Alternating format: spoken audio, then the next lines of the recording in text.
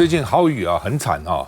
之前是北部哦，就没想到现在南部哦，原来觉得台风离开就没事了，就第一个给大陆带来很大的灾情，连黑龙江都受到很大的影响哦，河北、黑龙江都一塌糊涂。那我们自己也是，中南部都蛮惨的哦，因为我们很担心呢，因为中南部一淹水啊，水果就会受到影响哦，所以我们每天要打电话问文旦怎样啊，有没有问题啊？这个水果怎么样？那个水果怎么样？因为有时候一下雨，整个水果就毁了哈。那南投的仁爱乡、高雄的桃园区有3个里今天停班停课了哈。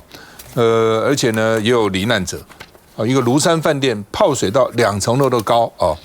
那甚至我看桥梁也被冲垮了，建筑也被掩埋了哦。特别仁爱乡灾情惨重哦，像废墟一样哈。那你看这个加油站已经这个土石流淹没到什么地步？哦，土石流几乎已经，你看连那个通常这个价钱每天呢价钱多少钱都蛮高的嘛，远远驾驶也看到嘛，都已经淹到这个牌子上了哦。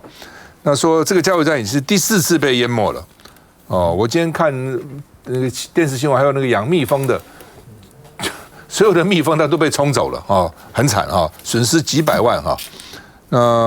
说呢，这个女员工哭喊说赶快跑，说味道不对劲，她有那个直觉，她会觉得不太对了哈。民进党立委伍丽华去勘灾发文说部落快撑不下去，这是原住民的委员了哈。那当然也引起马文君很大的不爽，跑到他选区，他说平常不来，这个时候来，对不对？然后勘灾作秀，就想要这个拉选票哈。那是不是他把军方表情说很无奈，说是不是呢？这个抓了国军去拍影片哈？到底是作秀还是不是作秀，还真的去勘灾啊？内政部、交通部2个部长呢也进了仁爱乡。今天下午蔡英文还有陈建仁也去哈，所以呢一群人都去了哈。哇，这个大家都现在就关切这个仁爱乡啊。那陈建仁呢，当然也被骂了啊。陈建仁说要比照高雄哦，然后呢要以后呢村落要存14天的粮食哦。大家想，你现在是讲这干嘛？对不对？你现在主要赶快救灾比较重要，存什么14天粮食哈？另外呢，居民说我们宁愿要桥不要钱，你看这桥都毁了嘛啊，所以呢，希望建立有一条安全的道路。我们看看灾情的这个状况。军车半路陷泥泞洪水，民进党原住民立委伍丽华跟着国军合力推车。伍丽华前进南投仁爱乡，沿途录影片拍照，样样来，要展现又在关心。那希望呢能够尽速的帮助仁爱乡恢复正常的生活。你也讲，继续。谢谢委员。其实我觉得国军做事是不要挂在嘴上啦。深夜特别找上前去救灾的国军录影，说是要让仁爱乡的原住民安心。伍丽华也把影片传至媒体群组，民进党上下动起来，似乎要全力展现绿营在能安心。高雄市呢，因为有相当多的民众呢，是因为有提前的撤离。陈建仁5日坐镇中央灾害应变中心，没明说的是赞扬陈其迈超前部署，尤其上一句陈奎是这样提醒：在南投县呢，还有几个县市呢，因为交通受阻的关系呢，它需要有这个空中物资的救援啊。以后呢，碰到相关的事情的话，村落呢都一定要备足这个14天的这个粮食哈。怎么样去做防灾的工作，你都没有办法去抵挡一天有这么多的豪雨量下在同一个地方。另一头，行政院副院长郑文灿也连续2天跑南投。那谢谢县长跟南投的2位立委罗美玲跟这个蔡培慧这2天都密集的联络。只是这一次暴雨重创的南投仁爱乡属国民党立委马文君的选区，郑文灿背后站紧紧的是他2024选举的对手民进党立委参选人蔡明轩。蔡明轩也 po 照片，许淑华和郑文灿交谈，后方一排都是民进党的政治人物。很多政治人物不要借着这样灾情这么严重的时候，还在拉抬选举。指出这2天都跑地方看灾，认为灾变中心不用特别去，中央地方救援南投，但场边也上演蓝绿救灾政治学。离江委员的选区很近，他在南投啊。其实虽然这一次感觉上报都是重创南投，其实我的选区当天那一早我就收到很多这个陈情的，这个是我们当季的水蜜桃，对，这水蜜桃掉满地了哦。那所以其实那个灾情，因为啊，现在这个气候变迁都很极端了哈。前一天我们觉得没什么，突然啊，就一个晚上大雨就可以影响很大，风云就变了。对，而且果农很辛苦啊，很辛苦啊，农民很辛苦。前一个礼拜我们还觉得说，今年的产量不错，大力来促销帮忙销，结果呢，一个晚上之后，照片传来就说全部都掉在地上了，而且这些都是很没有办法再来市场上卖了啊，所以我觉得这个防灾的问题啊，的确啦啊，我们当然没办法说100%，可是呢事后我们看到这些不管是中央地方等等哈，有时候想一想，如果可以再早一点，提早的先做好这些预防的话，或许可以再少一点了哈。那政府当然有它的灾防机制，中央到地方其实都有，可是整体的其实我们有灾防汇报，有灾防办，其实都是中央在指导跟监督地方的。所以刚刚有看到就是说比如说陈建仁说你要准备多少天的粮食，14天。好，其实这个照来讲是事后这样讲，好像是在讲说南投县你没有准备好，但实际上中央它是督导机关了，我们的这个中央灾害防救办法里面其实就写得很清楚嘛。我想嘉宾中当过副县长也很清楚，中央其实在督导这件事情，准备这件事情，而且这个当然也包括预测啦。如果你可以预测到这个台风虽然没有打到中部，没有从中部进来，可是它的环流会造成豪大雨，可能会冲击到哪些县市，它应该做好什么样的准备？其实这是中央可以不要说提醒了，应该指导地方也要去做。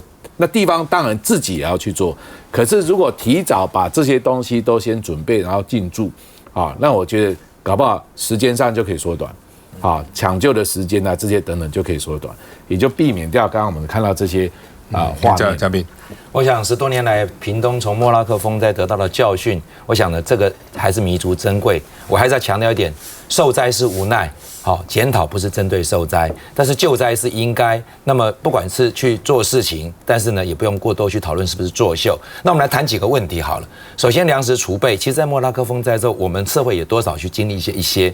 这一次的台风，汹涌而来，那其实我就看到赖群上过了这几年，民众有自觉啊。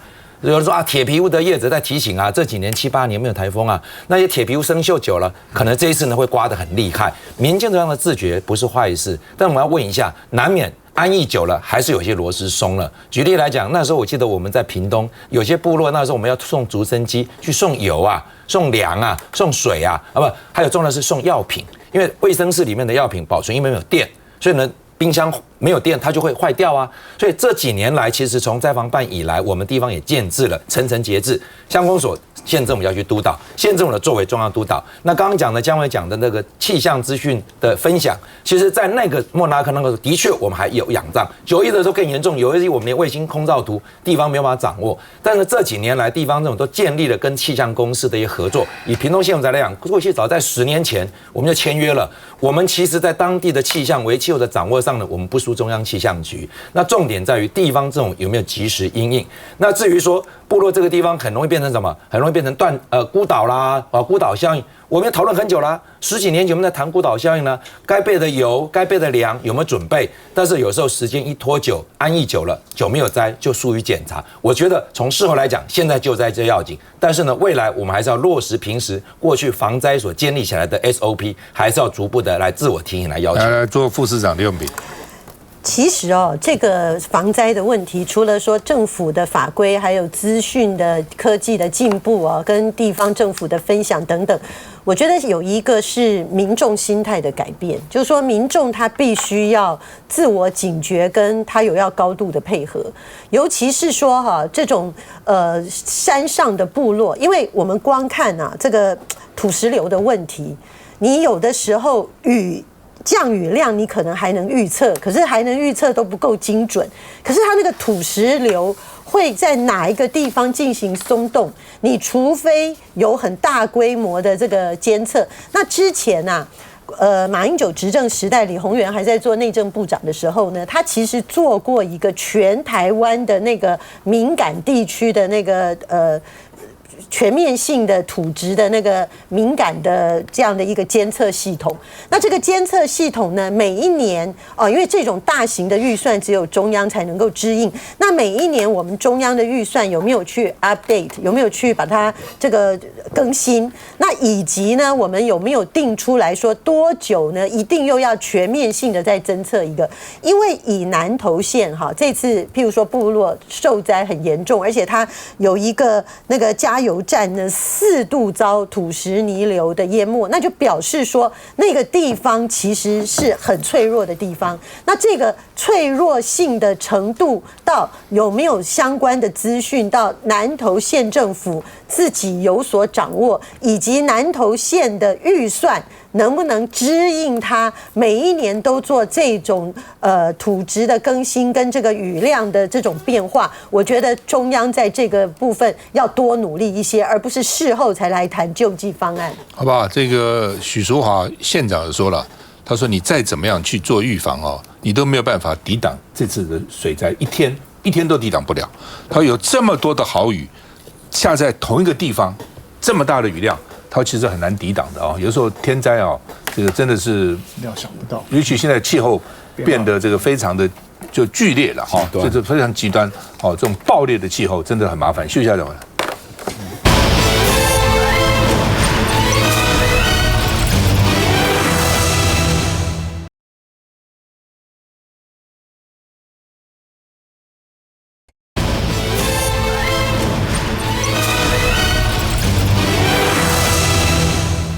好，到底谁欠债比较多蔡英文说：“你们都骂我，我没有再留子孙啊。马英九执政8年留下1.7兆的债务啊。马英九这个就开始生气了马英九他们就回批了他说从2016年马英九从33%长期债务比下降到2003年7月的27%所以呢，这是总统府讲的了，说他们从33%下降27%，他们是逐渐下降但是呢，马英九说呢，一开口都是谎言他的这个前瞻计划举债20年最高他说不用话术推给马英九那总统府是说呢，陈水扁执政的时候负债1兆4923亿。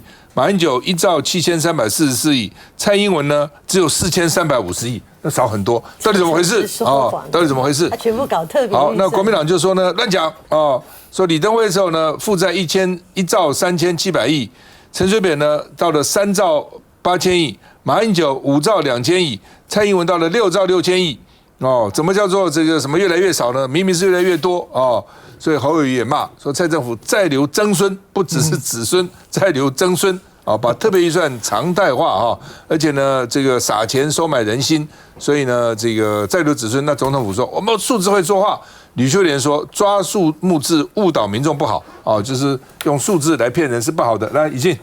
我想这真的是蔡政府他可以说是用话术在规避。为什么？因为按照我们目前的公共债务法特别预算举债是不需要符合原来15%的一个上限，所以说蔡政府他这几年的一个做法就是说，本来都是用公共预算的债务在举债那他呢，结果呢，从左边的口袋在借钱他换到右边来借钱，他都是用特别预算来借钱。我跟你算了一下，前瞻计划2次就借了2200多亿，纾困预算总共到了4.0，4次加起来总共超过5600亿。战机预算 F16 2400亿，飞弹海空战力提升特别预算也将近2400亿，全部加起来1兆2000多亿，1兆2000多亿什么概念？每个人都被他借5万每个人都被他借5万，全台湾每一个人，大人小孩都一样，每个人都借5万，而且还不算在刚才那个债务表里面。所以他今天就不算在这个公共债务里面。他说我左边的钱你看都减少了，不对，他右边越借越多。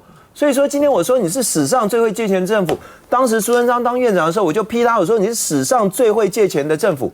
他说哪有？今天有举债，就像买房子一样，有买房子有房贷，房子可以抵押。我说你胡扯，飞弹拿去抵押什么然后你说你这个纾困预算拿去抵押什么你这些钱花出去拿什么可以抵押的所以今天蔡英文政府根本就拿错误的一个财政的一个概念，然后呢，用这种恶化财政纪律的方式在借钱，现在还用话术，还甩锅，还推给马政府，这真的是大家看不过去。石刚。我觉得最近的这些讨论其实坦白讲，越讨论其实事情越明白啦。像很多事情根本不应该用特别预算，不应该用举债，比如说台南建停车场。台南停车场其实基本上第一个，你市政府可以编预算，棒球场也不用、啊，对啊，当然了，新竹棒球场不用，羽球馆不用，美术馆、图书馆都不用啊。人家台北市自己要盖一个影音图书馆，自己编预算自己列嘛。那一样，你台南要建一个停车场，停车场还要用举债用特别预算。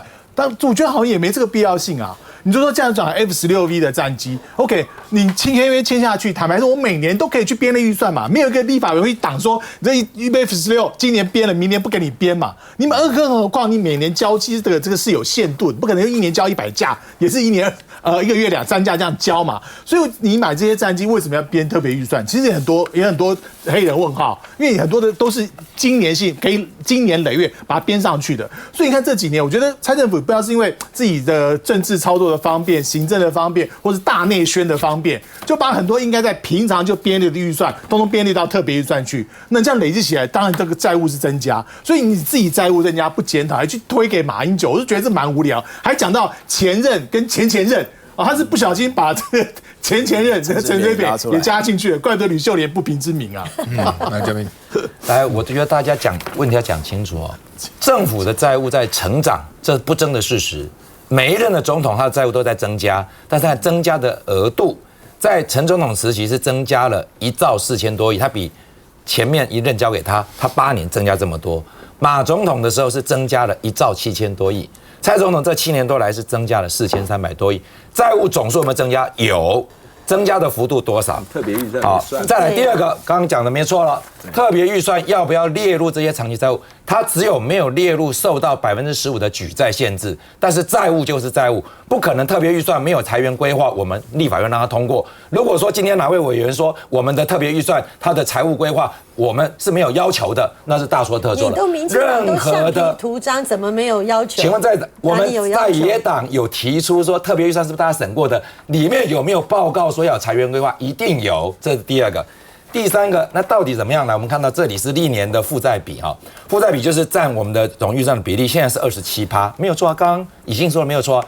举债上限是15%，因为有了特别预算之后，我们超过这15%，但是呢，总体的举债额度是下降的，总体的利息支出也是下降的。再来，我们谈一个，就是说，后面人再来还，你把它债务把它实现了以后，后面人再来还、啊。我们政府每年这些债啊，不会不见。信用卡嘛，不会。好，第三个，那我们看看其他国家，目前 G20 当中啊。台湾的债务是指我们的政府举债占 GDP 的比率，我这边有一个数字哈，也就是说，就 G20 来讲呢，日本的这个负债比呢，占它的 GDP 呢是262.5%，GDP 它是 G20 的第一名，G20 的最后一名是谁？是俄罗斯，只有17%。台湾如果放进去的话，我们是从后面算起来比俄罗斯多一点点，我们是33.5%。全世界的工业国家 G20。他们政府的举债占他们 GDP 的比率，刚刚讲的是占总预算的比率，讲占 GDP 的比率。日本是高达了它的负债啊，高达全国国民生产毛额的快3倍。俄罗斯最少，俄罗斯呢，它的政府的举债只占它全国生产毛额的17%，台湾呢是占了33.5%。我要告诉你，工业国家在政府的财务运作上，什么是常态？我们拿来跨国比较就知道。嘉宾委员讲这个道理，如果民进党今天讲的是说，我们中华民国的举债占 GDP 的比例没有像世界其他国家那么高，我觉得大家也没有什么好反对的。今天是你们莫名其妙在自己任内拿特别预算，不走正常的预算程序，然后把一大堆立法院审过的，立法院审过，可是你们的用途完全扭转的那用途。当时前瞻预算审的时候，说要拿做什么水环境、水资源，要解决像这次台风泥石流的很多监测问题。结果到后来才发现说，你通通把钱转移去盖根本不需要用特别预算的网球场，而且还盖得那么差，那个棒球场又根本不能打棒球。这些问题是民进党自己惹出来的。比欠债多寡，这个是其次的问题。对，当然你不能乱花钱啊，你过度的举债也是不健康哈。可是我们觉得现在最大的问题是什么？特别预算常态化的问题啦，因为特别预算有它的规定，就是你哪些条件能够来编嘛，比如说战争啊，或者你有危险、你有天灾这一种。所以过去这7年来11次的特别预算，坦白讲只有几件是比较符合啦，比如说 F-16V 这个，因为额外要一笔大笔的这个军事支出，哈，我们觉得说这个某种程度上符合。再来所谓的灾变啊事故，那这个 COVID-19 嘛。那 COVID-19 那个内容编多少，这其实是可以讨论的，也是有点争议啦。比如说8000多亿的内容怎么花，那还是其次的问题。好，那内容怎么花，就是你编了这些特别预算以后的重点啦。因为特别预算受到监督，当然嘉宾委员说一定有监督啊，当然有监督啊。可是因为它特别，所以往往在通过的时候，执政党就会赋予它很多认为的所谓的正当性，然后也让在野党其实很难去怎么样。细部的监督，再来它不像公务预算，公务预算每年拿来审比如说我们那2300多亿那个所谓的提升海空战力那一笔，其实我们一开始我们认为没有必要编特别预算，那照理讲就在分年的军事的公务预算、国防公务预算里面去编就好了嘛，为什么你放在特别预算呢？因为特别预算它好挪用嘛。好流动嘛，而且分年上面的监督不见得要照公务预算的这个部分来嘛。所以这个就是为什么我们认为特别预算常态化它隐藏的一个很多看不到的地方。第二个美化这个账面数字，就是我公务预算看起来，我们有举债很多啊，对不对？我没有花很多钱啊，但实际上都藏在特别预算里面。那个苏贞昌自己露馅嘛，那个渔港3000万变81亿，他还说什么你要渔港怎么可能用特别预算？到底蔡英文说他只增加4000多亿，你说他们特别预算没算，到底是用特别预算的？李信，不，他就是他的这个债务，他是说他最后还剩下，现在还有很多债务他还没有去实现嘛，他现在要借嘛，比如说海空提升在还没有用到啦，对他这个东西都编在后面，所以他现在已经先像刷信用卡刷爆了啦，你现在就已经刷下去，说我未来要花这些钱，我未来要花这些钱，你已经刷了1兆2000亿了，你说这些钱我现在还没有进到我的这个每个月的账单里面，你就当做没欠这个钱。大家随便看账单都知道，你信用卡已经刷爆了啦。来，我想这个财政的纪律很重要了啊！我自己是学财政的，那像上一次921选举啊，我们就在检讨各个县市的这个举债啊。像以前那个郑文灿在桃园的时候啊，他接吴志阳的时候，我们是有盈余的。后来说这个隐性负债啊，1500亿啊，那我们就在批评他是拼命在举债嘛。那当然他们讲了很多的借口。可是我看到就是说，很多地方的老百姓说，郑文灿当市长很棒啊，因为一条路啊，剪彩一次啊，开工一次啊，都可以发东西啊。那很多其实我认为就是浪费在办活动上面了。但是现在国民党有个危机哦，因为国民党市长张善政这个学者从政哦，就说浪费的我不要浪费。然后呢，这个有一些活动啊，以前郑文灿给20万啊，他现在只给6万。所以那些人开始在抱怨了，说这个国民党的市长安那没塞进哦，这个里长大家不满意。可是我认为就是说，如果全民无止境的这样搞下去哦，我们财政真的会崩溃。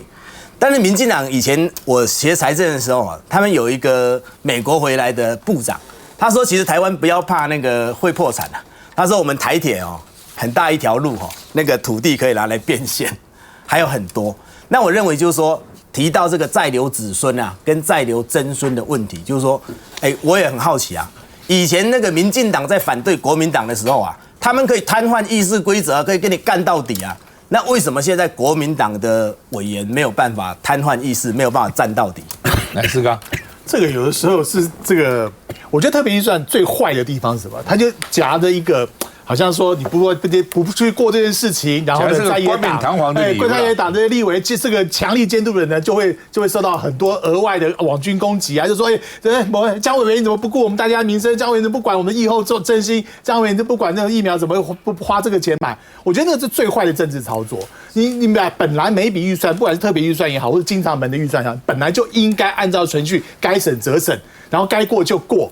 不能什么事情都统包通通进去，然后这些事情事实上都可以在分年，在我们的经常性的预算里面去呈现。比如说这个前瞻预算里面有地方盖停车场，我刚才讲嘛，但是呢本来就是县市政府应该做的事情嘛。那你县政府该做的事情，什么地方该盖多少车位，好盖多少位置，土地怎么来，你本来县政府就要有规划。我觉得这些特别预算，现在什么前瞻等，会把我们的县市政府弱化、幼稚化，然后变成我就每天就想办法跟中央争取预算，我就让这个政府功能倒置。我基本上就是说，我们现在只在谈2个事情了。第一个，该不该编那么多特别预算？你能够变成常态性预算，就不应该变特别预算。特别是他们也讲说，几页就要这个几十亿这样要哈，那这几千亿这样要哈，那就变成一个空白支票了啊，这是一个。第二个就是就是现在民进党说我现在欠债欠的比较少，只欠4000多亿。那按照委员的讲法是说呢，很多钱你还没有用到。哦，你已经编了，但还没有等到用到后，你就要借钱来用了，所以你绝对不只欠4000多亿，那可能要到蔡英文任期结束了才看得出来。休息再回来。